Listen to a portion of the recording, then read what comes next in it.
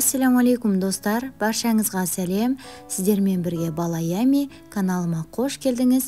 Бүгін де Балаями сіздерді таң қалдырудан жалықпайды. Бүгін өздеріңіз көріп тұрғандай жасыл түсті саумалдық пен жалбыздың қосындысынан жасалынған өте пайдалы печеньенің рецептісімен бөлісетін боламын. Ең алдымен саумалдықтың, яғни шпинаттың пайдасына тоқтала өтетін болсам, құрамындағы ас дәрумендері мен полифенолды антиоксиданттар ағзаның қартаюының және әртүрлі аурулардың дамуының алдын алады.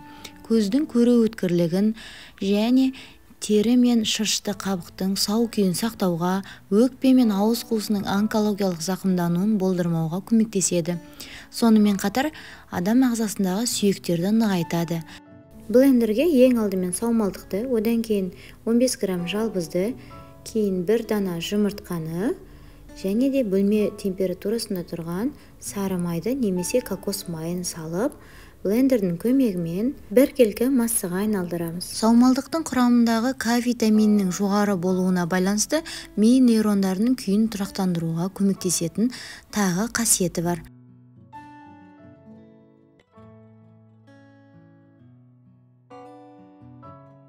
Біркелкі массамыздың үстіне жарты шай қасық қопсытқыш, 130 грамм қант алмастырғышты және де 230 грамм күріш ұнын салып, жақсылап араластырамыз. Мен видеода көріп тұрғандарыңыздай күріш ұнын екіге бөліп салдым. Сонымен қатар саумалдықтың құрамындағы В дәрумендері жүкті әйелдерде ұрықтың жүйке түтігі ақауларының алдын алады. Бұл В витаминдердің түрлерін атап өтетін болсам, В6, рибофлавин, фолий қышқылы және никотин қышқылы құрамында өте көп. Саумалдықтың құрамындағы калий қан қысымы мен жүрек соғу жиілігін бақылауға да ықпал етеді.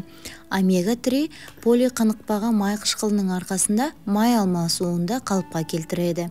Тоқ ішек және простата қатерлі ісігін алдын алуға көмектеседі.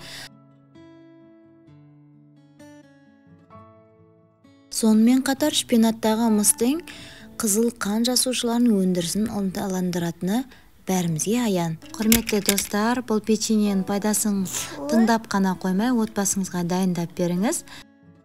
15 грамм болса да, бұл печеньенің құрамындағы жалбыздың да емдік қасиеттеріне тоқтала өтейін. Жалбыздың емдік қасиеті ертеден баршамызға мәлім. Тіпті халық арасында бұл өсімдік 101 ауруға ем деген сөз де бар. Жалбыз өсімдігінің құрамында адам ағзасына пайдалы заттар мол. Жалбызды ата-бабаларымыз да жиі пайдаланған. Оның құрамында адам ағзасына қажетті көптеген элементтер бар. Емдік мақсатта жалбыздың жапырақтарын қолданған, яғни жапырақтарын тұнба ретінде пайдаланып ішкен. Тоқтала өтетін болсам, жалбыз асқазан ауруы, ұйқысыздық және іш ауруы кезінде таптырмайтын ем болып табылады. Ол ас қорыту жүйесін жақсартады. Табиғи антисептик болып саналатын жалбыздың барлық түрі ағзамызға өте пайдалы. Қазіргі таңда жалбыз шайы тұмау, етеккірдің дұрыс келмеуі кезінде жақсы көмектеседі. Сондай-ақ іш өткен кезде және ішек құртын түсіретін емдік қасиеті де бар. Жалбыздың жапырағы жүрек ауруына да ем. Сонымен қатар жалбызды бүйрек пен бүйрек түбекшесі, бауыр мен бауыр жолының қабынуына қарсы пайдаланады. Полиартрит, артроз, артрит аурулары кезінде күніне бір уақытта кепкен жалбызды суға салып шомылуы керек. Буын ауруларын емдеуге де пайдасы өте зор. Өздеріңіз көріп тұрғандай, жалбыздың және саумалдықтың ағзамызға берер пайдасы мол. Сондықтан бұл печеньені дайындап отбасыңызға ұсынуды ұмытпаңыз.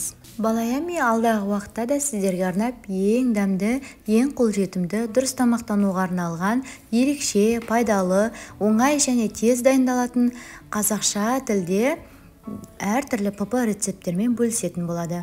Үй жағдайында глютенсіз, қантсыз, ақ ұнсыз, түрлі қоспаларсыз Алматы қаласындағы ресторан мен кафедегі тағамдарды бірге дайындайтын боламыз. Сіздер дұрыс тамақтанып, артық салмақтан арылып жатсаңыздар, біз қуанамыз.